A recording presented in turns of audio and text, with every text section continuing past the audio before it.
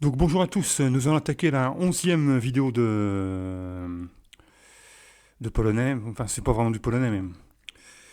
Et on va poursuivre l'histoire. On a été rendu au XVIIe siècle, donc on va mettre ça en route en espérant que ça ne fasse pas de... Parce que des fois, comme j'ai dit, la webcam s'éteint. Donc, de temps en temps, je vérifierai si ma webcam est toujours en marche. Donc on va parler du XVIIe siècle. Alors c'est possible qu'on n'aura pas fini avant la fin de l'heure. Et si tel est le cas, on rajoutera une 12e vidéo. Donc le XVIIe siècle a été très agité.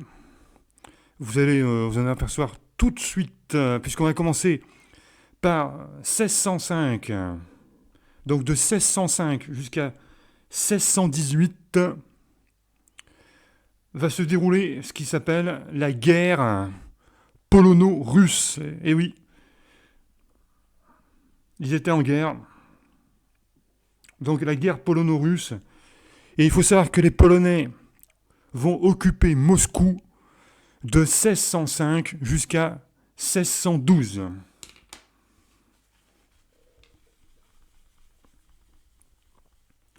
Une guerre en chasse une autre.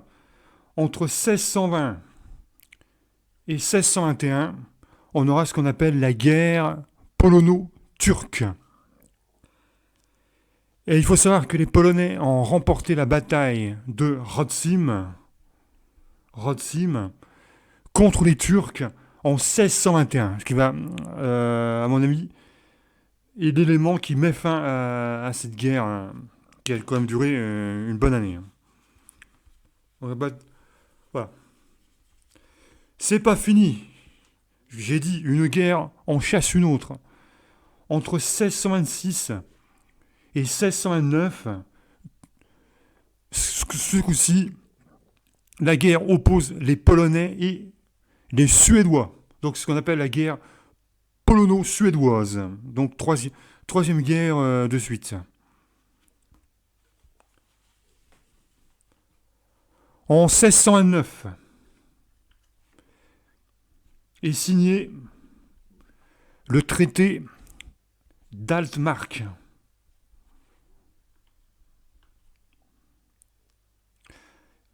Donc vous avez la mer Baltique et tout le littoral de la mer Baltique va être occupé par, ça c'est la carte de Pologne, va être occupé par les Suédois suite au traité d'Altmark.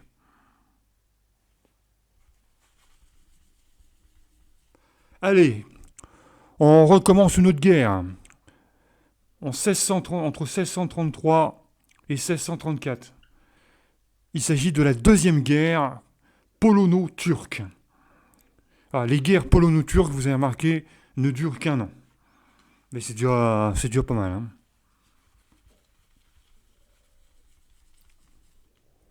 Alors c'est pas ça qui va faire le plus de morts, puisque entre 1648 et 1667, pendant la période dite du déluge, c'est-à-dire de 1648 à 1667, la Pologne subit une révolte et subit des invasions et va perdre un tiers de sa population. Un tiers de sa population va mourir entre 1648 et 1667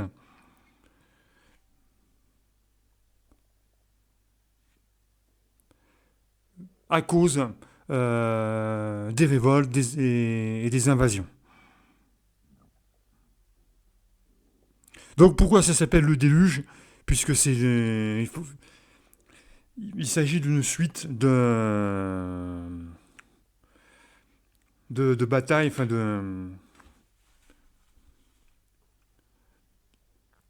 une suite de guerres en fait. Voilà,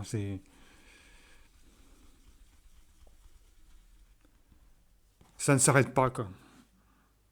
C'est le déluge. Donc déluge, faut pas le comprendre comme le fait qu'il tombe de l'eau et qu'il y a des inondations. Là, c'est un déluge de guerre. Alors, en 1648, l'Ukraine va se soulever contre la noblesse polonaise. Alors, les Cosaques de Bodan. Bodan, son nom, je vais l'écrire déjà le nom. Nermensky, de Bodam Nermensky, va faire trembler la Czechpopolita. La Czechpopolita, je rappelle que c'est le Parlement. Donc, les Cosaques vont faire trembler le Parlement, donc ils vont faire trembler la Czechpospolita.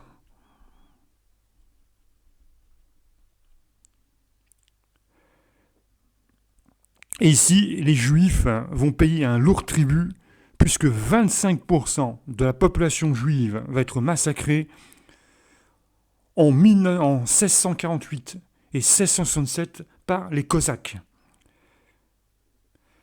La Pologne va perdre l'Ukraine de la rive gauche, qui va devenir le vassal de la Russie. Donc l'Ukraine la rive gauche de l'Ukraine n'est pas russe, elle est simplement vassale. Alors, comme quoi les Juifs n'ont pas été massacrés qu'entre 1939 et 1945, c'est quasiment pendant toute l'histoire.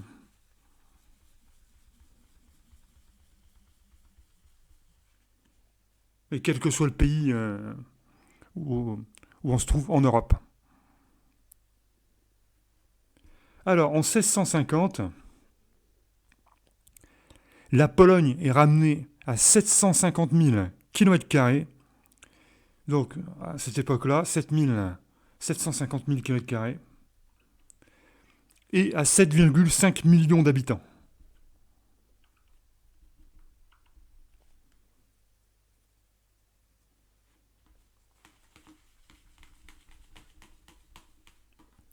Encore une guerre. Celle-là va durer 5 ans et elle va se dérouler entre 1655 et 1660. Il s'agira de la première guerre du Nord et les Suédois, parce que c'est contre les Suédois, vont envahir la Pologne. Donc entre 1655 et 1660, invasion des Suédois de la Pologne.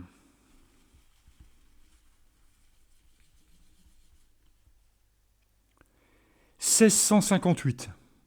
C'est très mouvementé les XVIIe siècle. Les frères polonais, et les Sociniens. En fait, il s'agit de chrétiens qui ne sont pas trinitaires. C'est-à-dire que c'est des chrétiens qui ne croient pas tout ce qui est trinité, ça veut dire au nom du Père, du Fils et du Saint-Esprit. Vous savez, le signe de croix. Et bien, ces frères polonais et Sociniens, qui ne sont pas trinitaires, vont être expulsés de la Pologne. Donc on les appelle les frères polonais et les Sociniens.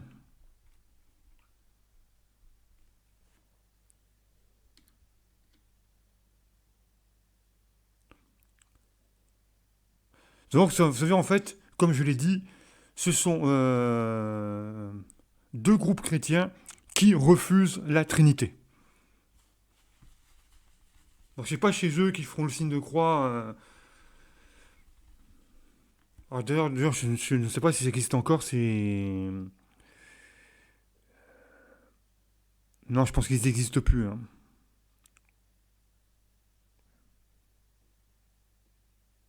C'est un courant chrétien, mais bon, je sais pas.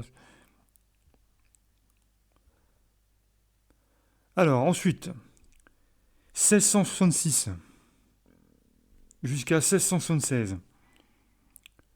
Encore une guerre qui va opposer les Polono-Cosaques et les Tatars.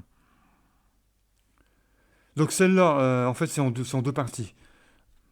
Donc la première guerre, non, ça va être une guerre polono-cosaque tatar. Et ensuite, l'autre guerre, de 1672 à 1676, ce sera la guerre polono-turque. Encore une. Et la Pologne, lors de tout ça, de toutes ces guerres, va perdre la Podolie. La Podolie. Voilà.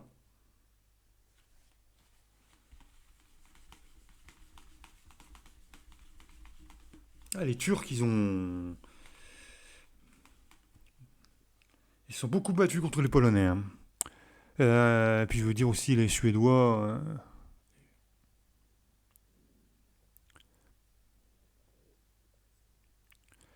Ensuite, 1667, est signée la trêve d'Androusovo. Donc, la trêve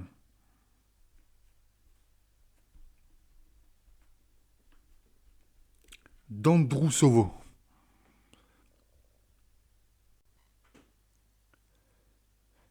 Alors, cette trêve a duré pendant 13 ans. C'est une trêve qui a été signée entre le tsar de Russie et la République des deux nations de la Pologne. Voilà. Et donc, la frontière russo-polonaise va être fixée sur le fleuve Dniepr. Alors, je ne sais pas où se trouve le fleuve. La Dniepr. Le Dniepr. C'est un fleuve qui se jette dans la mer Noire. Ouais, donc c'est le sud. Je pense que c'est le sud de la Pologne. Par là. Donc la frontière va être ici, dans cette zone-là. Vous prenez une carte,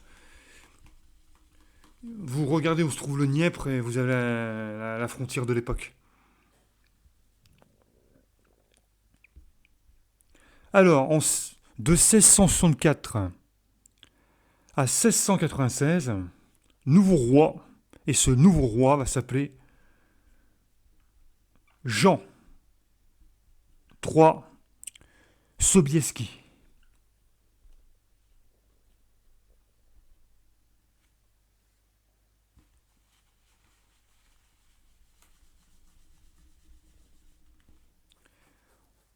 Entre 1683 et 1699, là, une nouvelle guerre contre les Turcs, sauf que là, ça va être la Grande Guerre. Là, vous voyez, là on est sur du 16 ans. Donc pendant 16 ans, guerre contre les Turcs.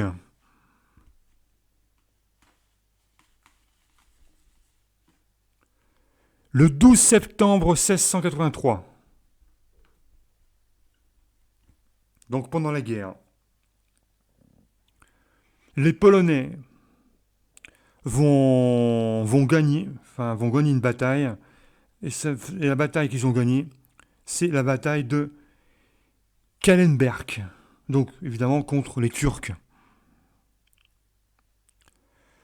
Jean III Sobieski, donc le roi, va repousser le grand vizir Kara Mustafa,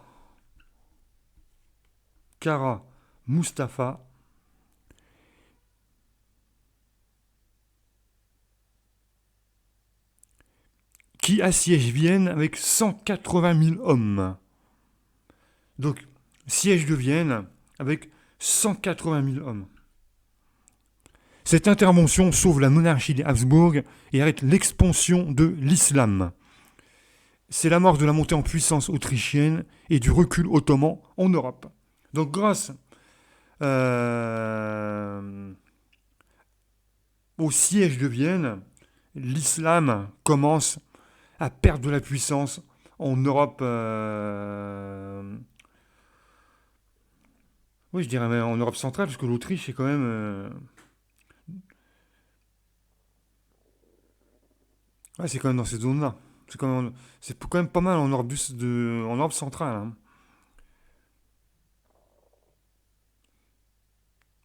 Voilà.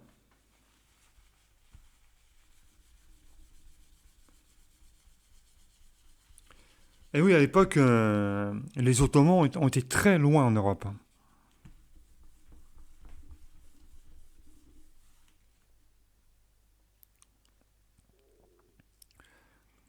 En fait, comme on dit, en France, on les a arrêtés à Poitiers, mais en réalité, ils sont quand même montés. Ils ont été à Poitiers pour ce qui concerne la France, mais par contre, pour le reste de l'Europe, c'est une autre histoire, hein. Alors, 1686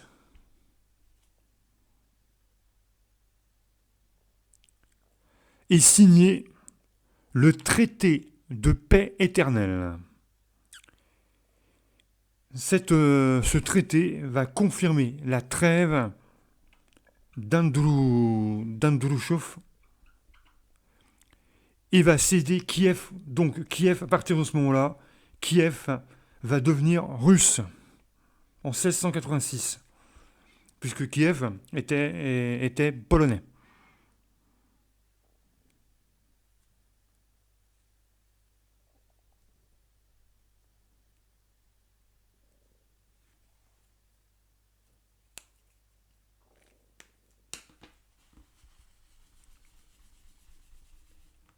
1697,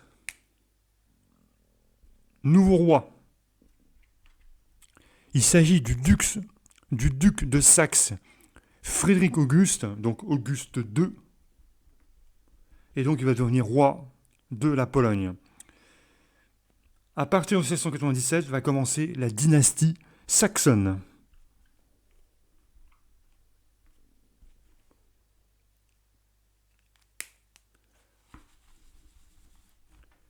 « 1699, lors du traité de Karlowitz,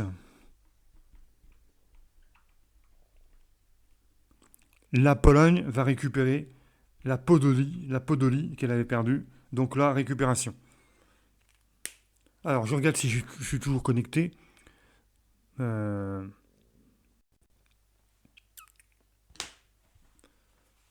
Depuis que ma caméra s'éteint toute seule à la 45e seconde lors d'une vidéo précédente, j'ai toujours la hantise de ça, quoi. Que la caméra, elle se coupe sans que je m'en rende compte. Donc, de temps en temps, je surveille. Alors maintenant, nous allons passer au 18e siècle.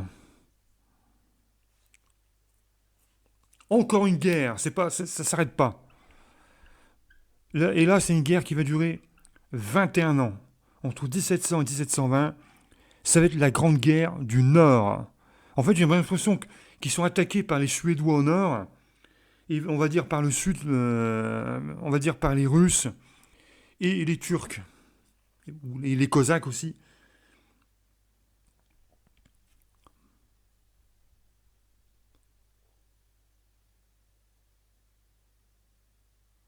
Donc la Grande Guerre du Nord, vous avez compris, guerre contre les Suédois.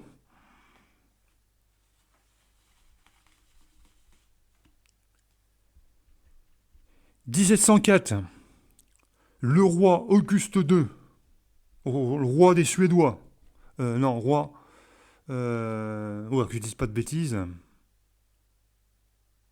non, le roi polonais Auguste II est déposé.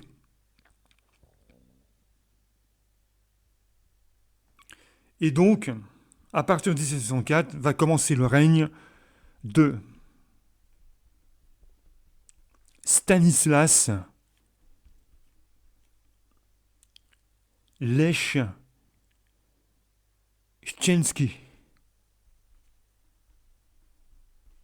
Stanislas Leszczynski.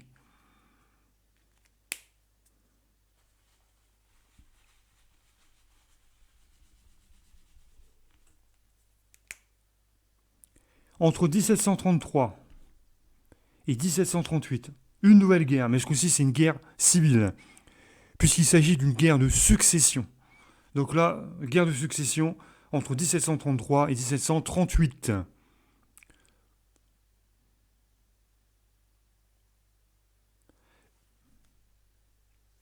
Il s'agit d'un conflit européen,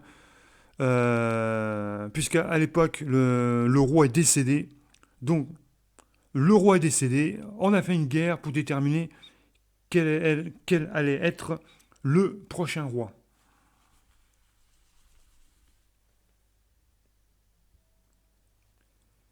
Et en 1733, un nouveau roi est élu.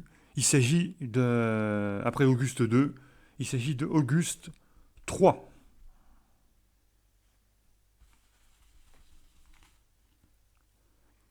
Allez, entre 1756 et 1763, on est parti pour une autre guerre, et cette guerre-là va s'appeler la guerre de 7 ans. La guerre de 7 ans. Alors, il s'agit en fait d'un conflit majeur de l'histoire de l'Europe, le premier qui puisse être qualifié de guerre mondiale. Toutes les grandes puissances européennes sont concernées. Donc là, c'est la méga guerre, guerre dans toute l'Europe entre 1756 et 1763, ou en tout cas dans une grande partie de l'Europe.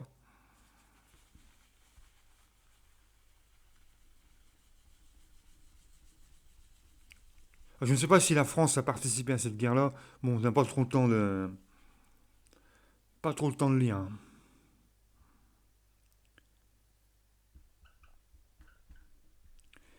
1764 va être élu Stanislas Auguste Poniatowski.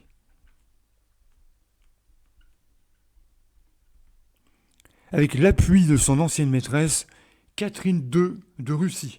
Donc là, Stanislas Auguste Poniatowski va être épaulé par la fameuse Catherine II de Russie.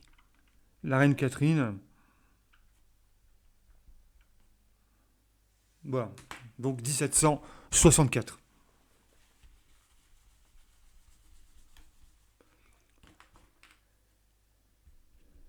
Ça fait beaucoup de dates, hein.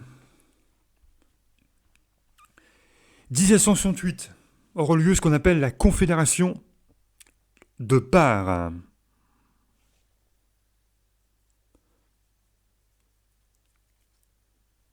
Dans cette confédération, un groupe faisant partie de la noblesse polonaise va s'insurger contre l'ingérence russe. Les Ukrainiens vont massacrer les Polonais à Ouman.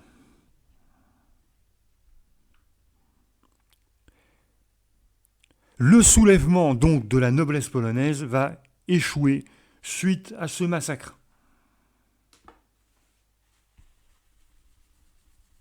Quelque chose me dit qu'il n'aurait pas dû, mais bon, quand on se soulève, quand il y a ce genre de choses,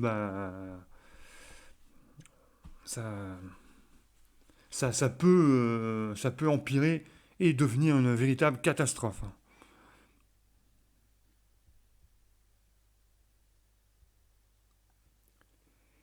1772 va avoir lieu ce qu'on a le partage de la Pologne. La Pologne va être partagée. Donc c'est le premier partage entre la Russie, la Prusse, et ça sera tout. Donc partage et l'Autriche, oui, et l'Autriche. Donc la Pologne va être partagée en trois, entre les Russes, les Prussiens et les Autrichiens. La population juive va atteindre le demi-million de personnes, soit 4% de la population de la Rzeczpospolita, donc de la Pologne, qui est estimée à 12 millions, dont seulement 3,5 millions de Polonais. Lié au roi par un serment de fidélité, il bénéficie alors, et depuis plus d'un siècle, d'un statut très particulier. Les Juifs vont former ce qu'on appelle le Kahal, qui signifie la communauté, et chaque groupe local est dirigé par un conseil de notables et un rabbin. Le conseil des 4 pays légifère pour les questions internes. Donc c'est un conseil de juifs, le conseil des 4 pays, et eux s'occupent de tout ce qui est de l'ordre de la loi. La loi, sûrement, la loi du groupe.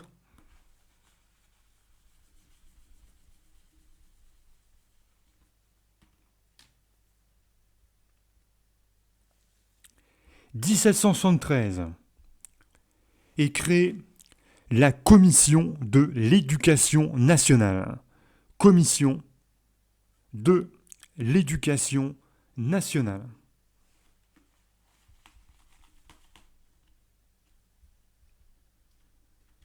De 1788 à 1792 aura lieu ce qu'on appelle la Grande Diète. Donc pendant 4 ans, la Grande Diète.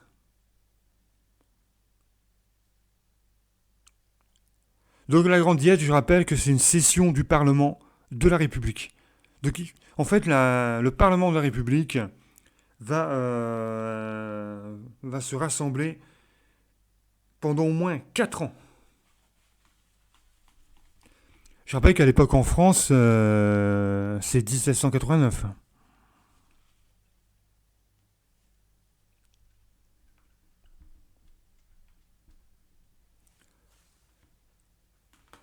Le 3 mai 1791 va être votée la deuxième constitution mondiale. Et cette constitution, on va l'appeler tout simplement la constitution du 3 mai.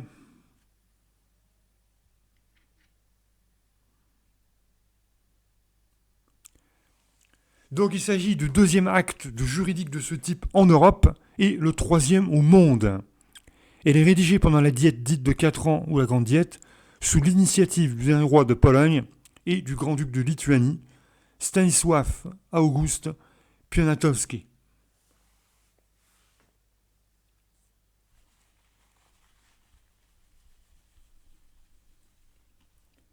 « 1792, nouveau partage de la Pologne entre la Russie et la Prusse. Donc, vous voulez, la Prusse n'a rien à voir avec la Russie. Même si les mots se ressemblent. Les Prusses, c'était plutôt les Allemands, en fait.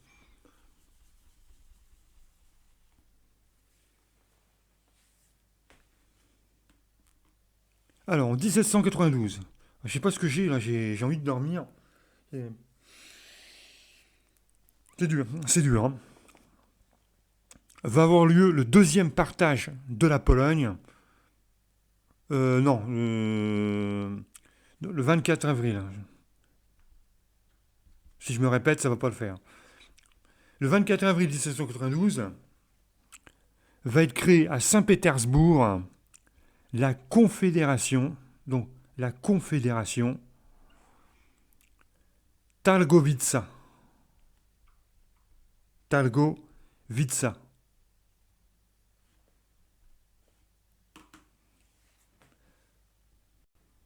Alors, il s'agit d'une ligue, une ligue de nobles. Voilà. C'est une ligue.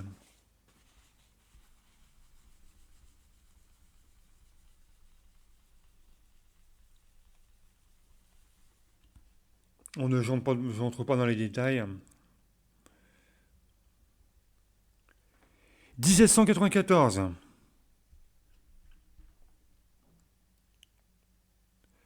Tadeusz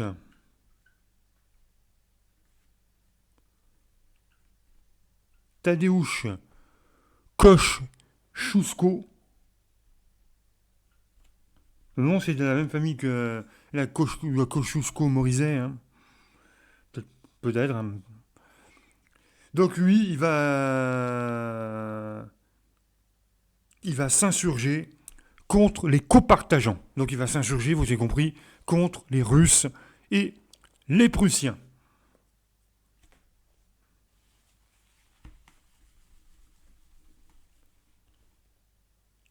1795, encore un nouveau partage de la Pologne, et ce coup-ci entre la Russie, l'Autriche et la Prusse. Bah, c'est les mêmes en fait.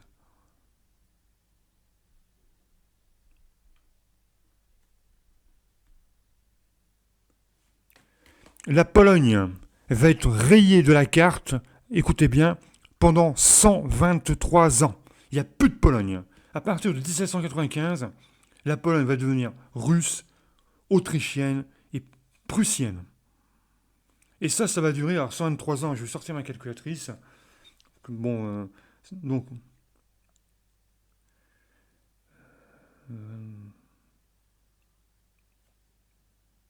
11,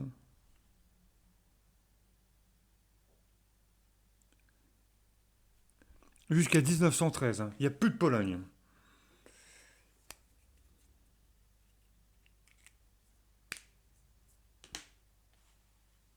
63 ans. Non. 19 quasiment jusqu'à 1918.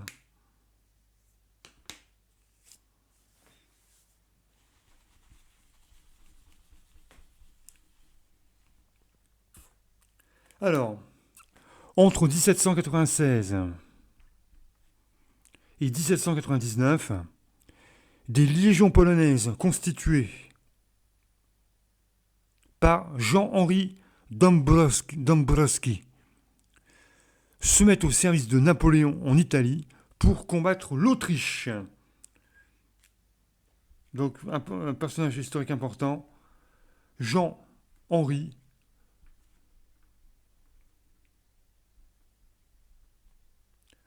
Dąbrowski.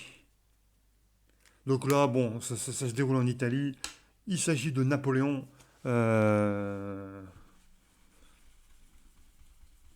Il s'agit aussi de la Légion italique. Pourquoi italique? Parce qu'en fait, il s'agit d'une légion polonaise qui va combattre en Italie. D'où le nom, la Légion italique. 1798,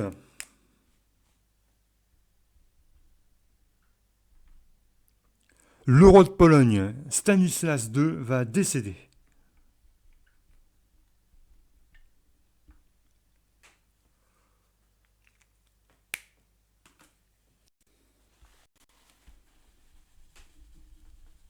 Donc, je marque une petite pause.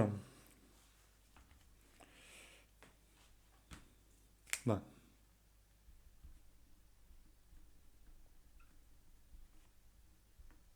Allez, 30 secondes de pause, parce que là, le temps de me réveiller un peu, parce que là, je suis en train de... Je sais pas, je suis en train de m'endormir. Alors, je sais pas, peut-être que j'ai mal dormi hier soir, et c'est un peu galère, hein. Je commence à piquer. Je commence à piquer de l'œil. Donc, je reviens dans 20-30 secondes.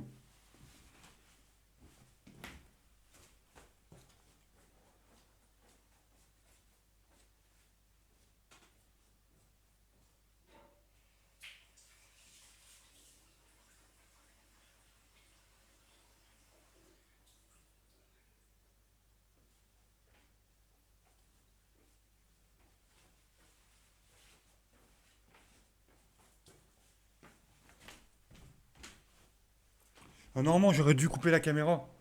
Enfin, mettre sur pause, mais j'ai peur qu'en faisant cette action-là, que ça déclenche une panne et... Parce que là, je suis sur Wikipédia, donc du coup, toute manipulation, ça présente un risque, en fait.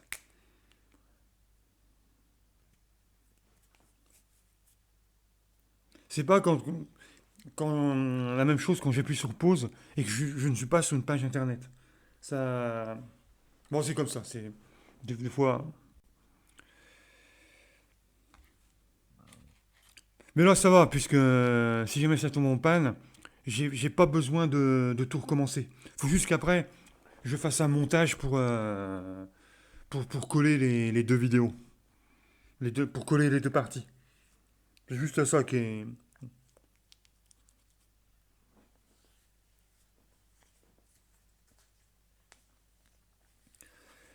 Allez, on va passer on va dire, le 19e siècle. Donc on dit que à partir là, dans toutes ces périodes-là qu'on va voir au 19e siècle, il n'y a plus du tout de Pologne. Mais toutefois, on va quand même en parler. On va dire, on va parler de cette zone-là quand même. Donc, Alexandre Ier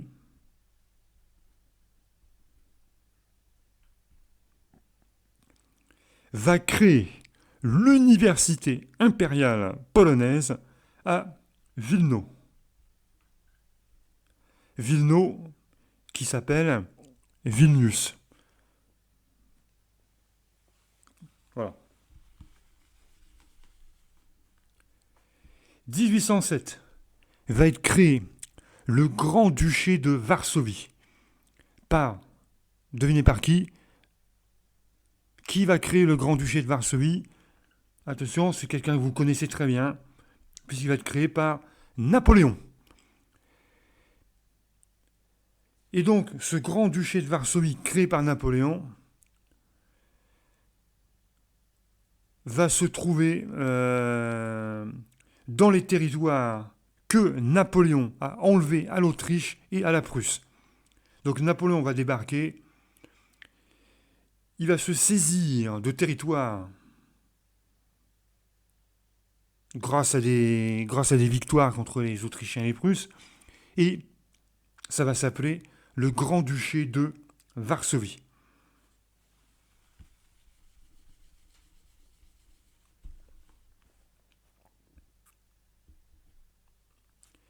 « 1815 va être créé le Royaume du Congrès dans la partie russe. Donc dans la partie russe va être créé le Royaume du Congrès.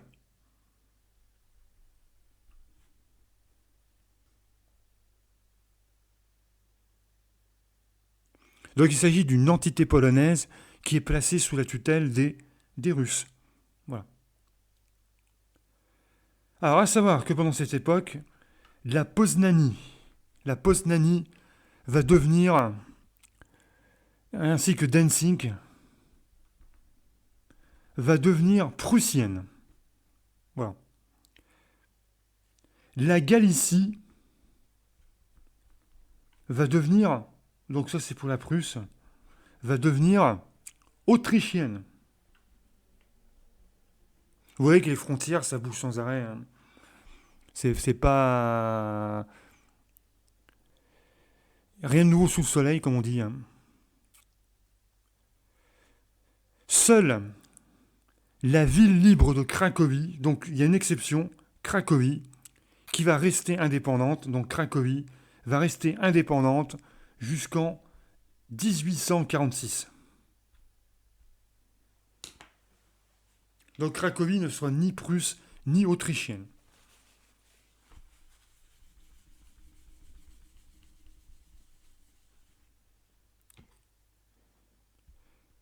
De 1830 à 1831. Les Polonais vont provoquer une grande insurrection.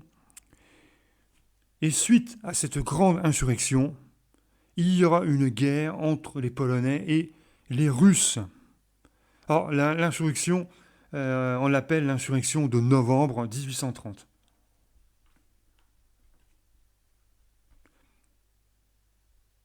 Donc une nouvelle fois, il y aura une guerre. Vous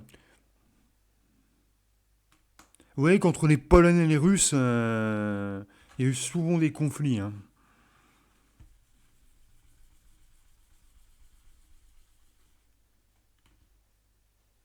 On va dire, on va appeler ça les frères ennemis.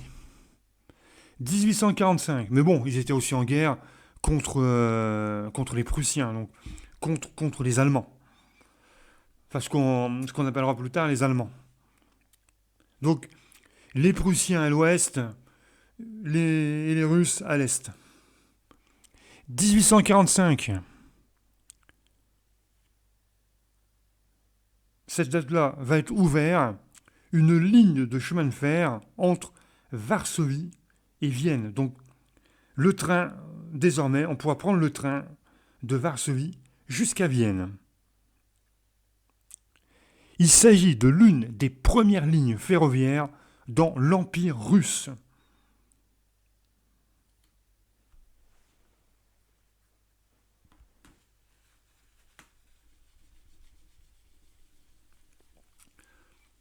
Donc si les Polonais ont le train, c'est grâce aux Russes. Parce que ce sont eux qui ont installé la toute première ligne. 1846.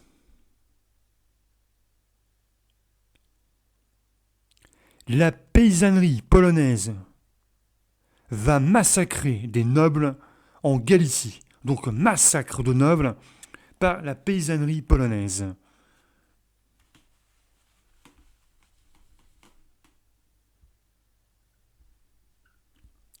1848 va avoir lieu ce qu'on appelle le printemps des peuples. Donc ça va être dans toute l'Europe. Et bien sûr, les Polonais vont y participer. Donc généralement, un truc qui s'appelle le printemps de quelque chose, généralement c'est une révolte.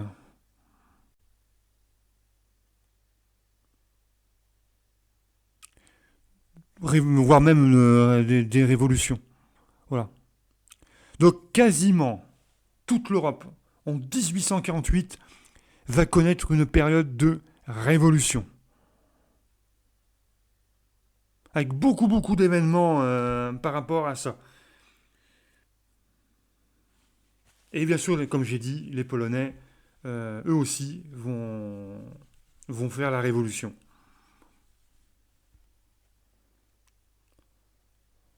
En 1855,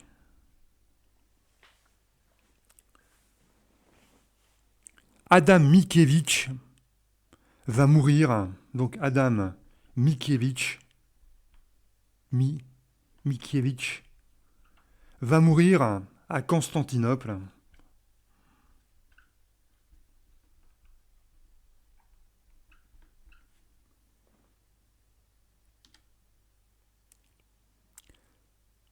Alors pour ceux qui ne se souviennent pas, il s'agit d'un poète, un écrivain polonais. Il est considéré comme l'un des plus grands poètes romantiques. Alors je vous déconseille, si vous apprenez le polonais, si vous êtes débutant, de lire un livre d'Adam Mickiewicz, puisqu'il s'agit de poésie, et ça risque d'être un petit peu très compliqué à lire. Hein. Généralement, les poésies, ils utilisent des... C'est souvent des notions qui ne sont pas très concrètes. C'est souvent de l'abstrait. Hein, en fait,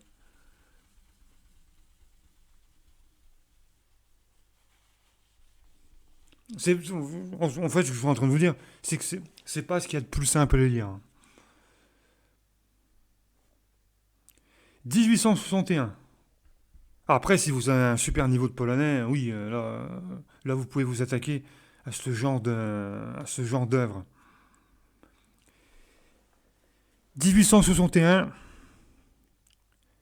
date très importante, puisque dans la partie russe va être aboli le servage.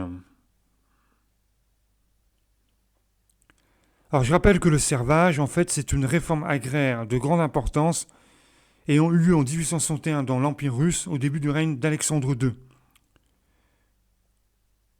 Voilà.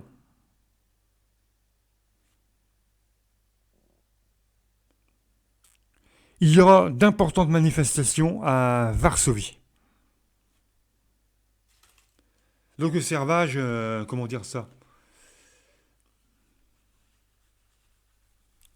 C'est que c'est quasiment l'abolition de l'esclavage. Bon, c'est un type d'esclavage. Hein.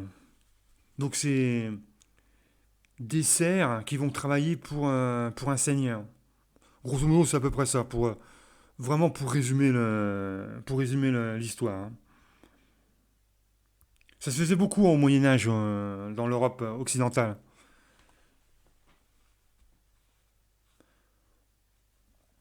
En gros, c'est un cerf qui travaille gratos pour un seigneur. Donc, de temps en temps, le seigneur lui donne un petit peu à manger, à boire, enfin, surtout à manger, quoi. Parce que, à mon avis, à l'époque, on buvait de l'eau.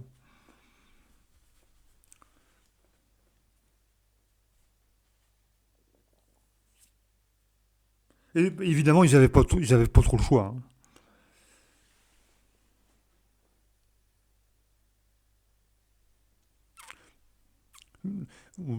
C'est un peu des genres d'ouvriers qui travaillent pour un patron, quoi. En fait, si vous voulez, les choses n'ont pas beaucoup changé, hein. Même désormais, le patron, il donne une paye, quoi. L'ou- l'ou- Bon, après, l'ouvrier a toujours le choix de ne pas travailler, mais bon, hein, il se retrouve au chômage et bon, il se retrouve au RSA. Et donc, du coup, c'est pas bon pour lui, quoi. Donc, en fait, au final, les choses n'ont pas changé. C'est c'est juste la manière, voilà, c'est juste une variante, en fait. Quand on y regarde bien, on est, on est dans une variante.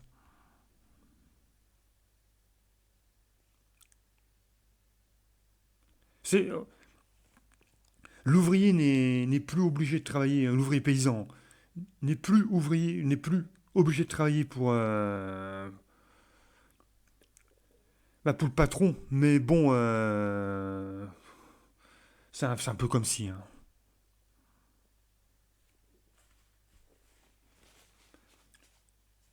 Mais après, ce qui va changer, c'est que la personne qui naît dans un milieu pauvre peut, peut faire un autre travail. Alors, alors c'est vrai qu'avant, avant il avait pas le choix. Avant, voilà, c'est peut-être aussi la grosse différence, c'est le manque de choix. Donc maintenant, la personne, elle peut s'émanciper et faire autre chose que de travailler pour un seigneur ou un patron. Bon, bref, j'étais en train de digresser. On va revenir à nos moutons.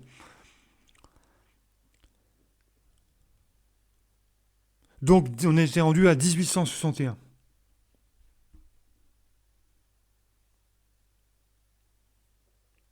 L'Autriche va accorder plus d'autonomie et de liberté à la Galicie. Donc ça, c'est plutôt pas mal, hein. Voilà. Donc un petit vent de liberté, vous voyez, abolition de servage, un petit peu plus d'autonomie. 1863, de nouveau, les Polonais vont s'insurger dans la partie russe. Les libéraux de toute l'Europe applaudissent des partisans de la liberté dressés contre une tyrannie. Cependant, le chancelier Bismarck, et oui, le voici, le Bismarck, le fameux, le chancelier Bismarck,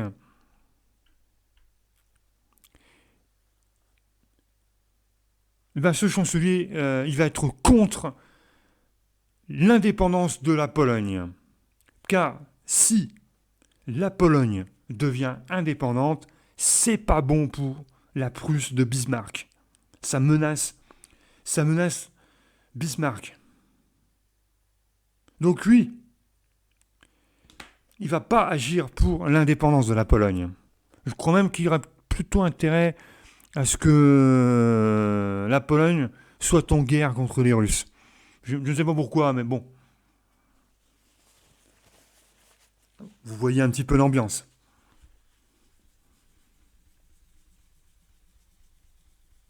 Surtout quand Bismarck doit aussi se battre sur le front de l'Ouest. Ouais, la France, tout ça, vous voyez.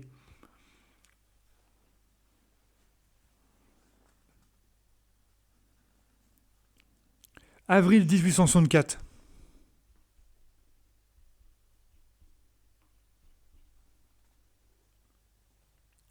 Romuald Romuald Traugott, Traugott va être pendu. Il s'agissait du dernier chef de la rébellion. Donc, on suppose qu'il est pendu par les Russes.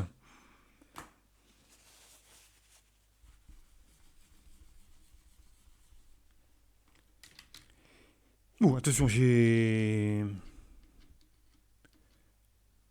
fait un faux mouvement. Non, ça n'a pas déclenché la panne de la caméra. Donc, 1880.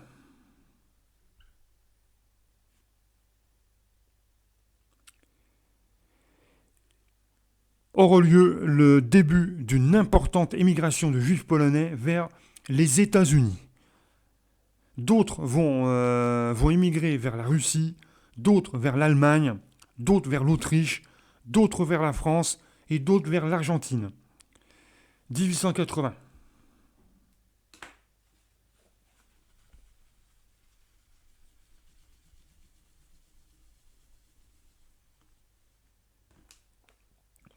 Ça correspond aussi en France à l'affaire Dreyfus, voilà, pour histoire de bien situer les événements.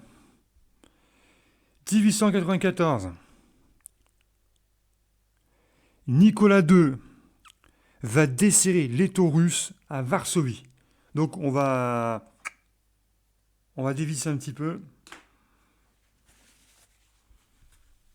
Je rappelle qu'on est sous une tyrannie. Hein.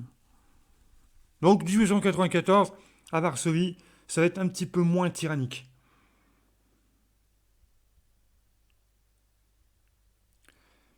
À la fin du 19e siècle, la population juive se monte à 9 millions de personnes et représente plus de 30% des habitants de Varsovie et de Lodz. Imaginez, les juifs à Varsovie, à Lodz, ils sont 30%.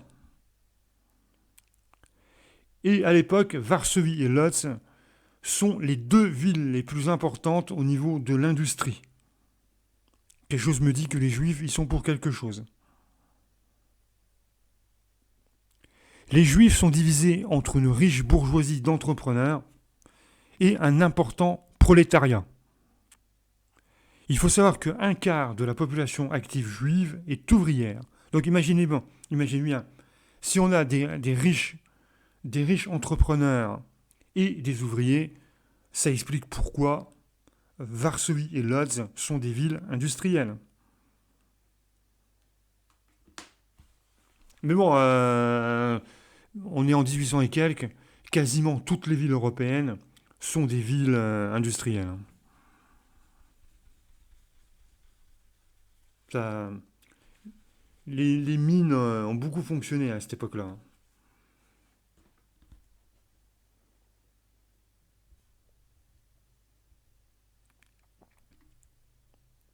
C'est aussi à cette époque-là qu'arrive le communisme.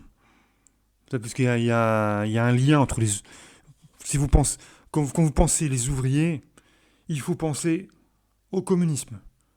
Donc le 19e siècle, Karl Marx et tous ces personnages-là. C'est aussi le siècle des philosophes. Enfin, voilà. Donc on va passer au 19e siècle. Hein. Oh, il est quelle heure là? Enfin, 19e siècle. Alors est-ce que je me réserve le 19e siècle euh, pour plus tard? Non, je vais continuer parce que... Donc on va commencer le 19e siècle. Oui, on continue. 19e 20e siècle plutôt. Et puis on s'arrêtera quand il le faudra. Parce qu'en fait l'idée c'est de ne pas faire 4 vidéos. Hein. Donc on va commencer par 1900.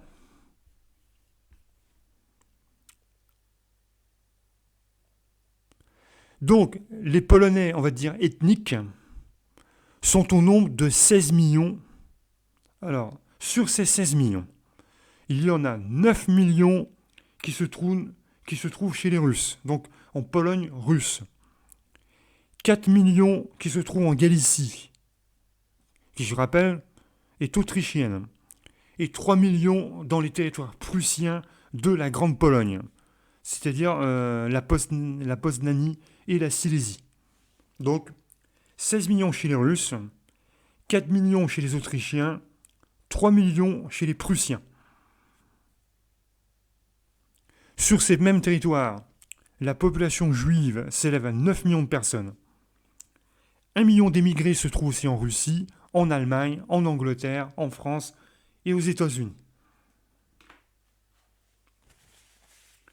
Varsovie compte 700 000 habitants et Łódź, on peut l'appeler aussi ça, Lodz, 300 000.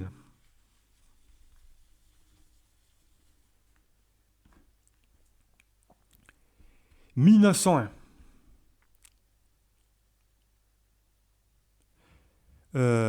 Triomphe de ce qu'on appelle l'Art Nouveau. L'Art Nouveau, bon, je ne vais pas rentrer dans les détails, si vous voulez savoir les détails, il suffit de voir la pièce de théâtre de Wes Spiansky, et cette pièce de théâtre s'appelle La Noce.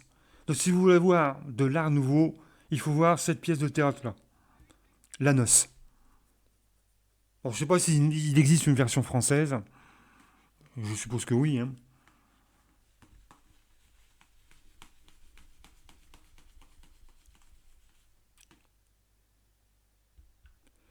1904.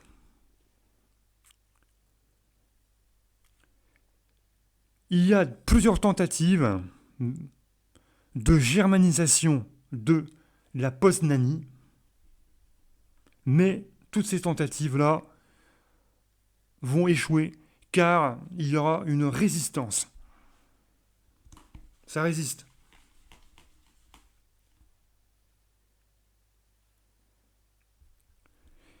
« 1905 aura lieu la révolution russe. Une révolution russe. Et les Polonais vont y participer. Bon, en même temps, je ne sais pas s'ils avaient trop le choix. Donc la révolution russe, en fait, ça englobe l'ensemble des troupes politiques et sociaux qui agitèrent l'Empire russe en 1905. Elle a commencé le 9 janvier 1905 et on appelle ça le dimanche rouge.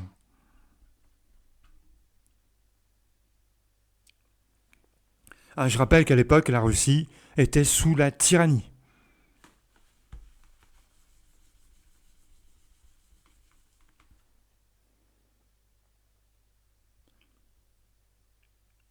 Donc quand les gens ils se révoltent, ils ont toujours plein d'espoir et tout ça. Vous imaginez l'ambiance. Hop, on va se révolter pour des jours meilleurs. De toute façon, c'est toujours... Comment dire, c'est toujours la propagande. La propagande qui dit, voilà, tout le monde va se révolter. Et puis, comme ça, vos enfants, dans le futur, vivront dans un monde de paix, d'amour et tout ça. Puis, on se rend vite compte qu'après la Révolution, souvent, c'est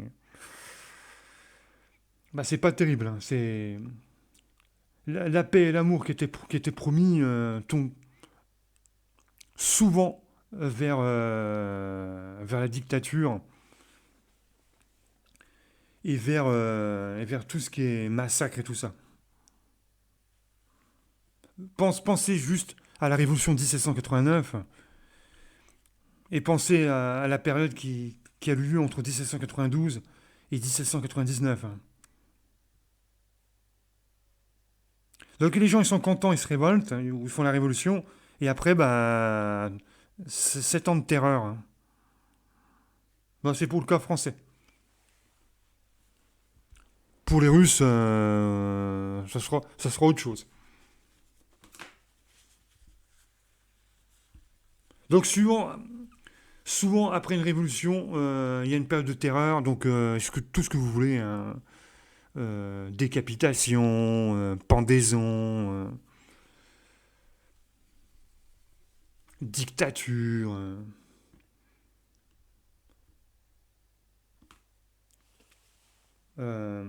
propagande. emprisonnement abusif, et j'en passe et des meilleurs. Alors, on retourne à 1905. Henryk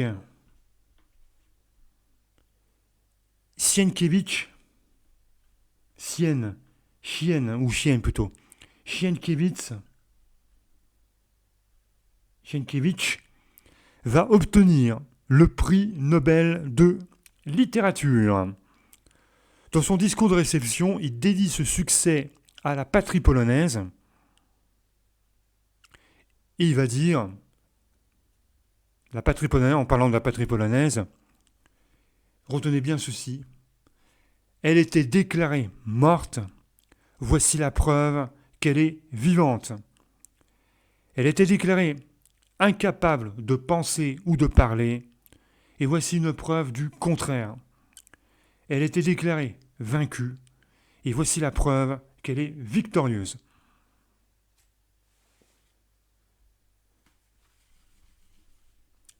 En 1906, le Parti national-démocrate, donc je ne vais pas rentrer dans les détails pour expliquer de quoi il s'agit, hein. Donc c'est un parti politique, le Parti national-démocrate obtient des sièges pour représenter la Pologne à la Douma russe. Alors la Douma, je crois que c'est le Parlement, hein. Le Parlement russe. Ah, c'est une assemblée législative. Voilà. Donc la Pologne est représentée à l'assemblée législative russe grâce au PND. Alors il faut savoir que 70 députés polonais vont siéger au Parlement autrichien et 20 députés polonais vont siéger au Reichstag de l'Empire allemand. Donc on est toujours dans une Pologne divisée en trois, hein. Donc on dispatche les députés un petit peu dans les trois pays. En 1911, la Russie va introduire ce qu'on appelle, alors je vais expliquer de quoi il s'agit, hein, ce qu'on appelle les Zemstva, et ils vont les introduire dans les territoires lituano-rutènes. Alors les territoires, alors, déjà on va expliquer ce que c'est les territoires donc la Lituanie et les Rutènes. Ouais, c'est vers la Lituanie.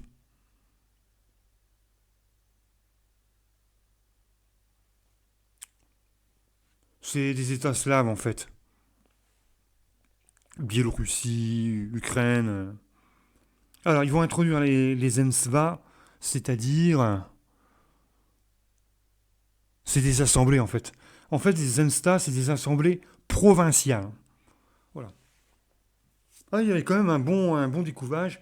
Il y avait des assemblées nationales, des assemblées provinciales. On entre quand même dans, plus ou moins, dans la modernité, hein. Enfin, dans des structures complexes.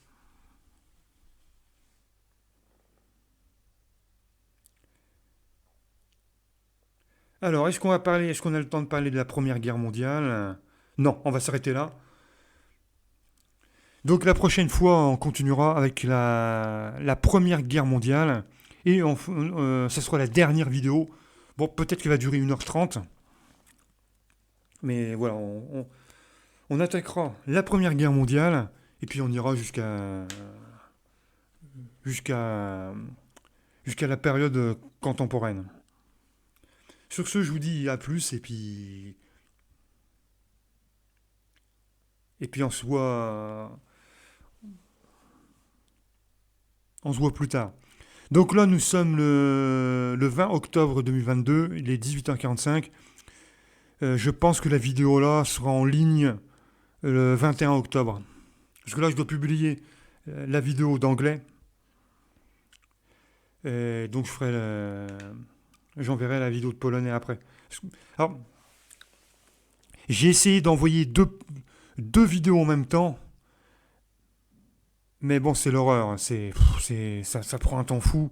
ça arrête pas de se bloquer. Il faut à chaque fois relancer le téléchargement.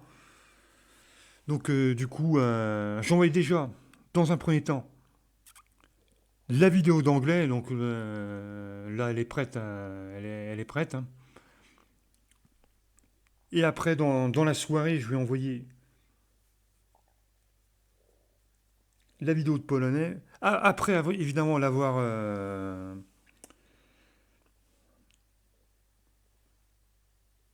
après l'avoir allégé, hein, après l'avoir compressé. Donc, j'envoie la vidéo d'anglais tout de suite. Je compresse la vidéo de polonais et ouais, vous aurez cette vidéo-là demain dans la journée. Allez, à plus. David Zenia.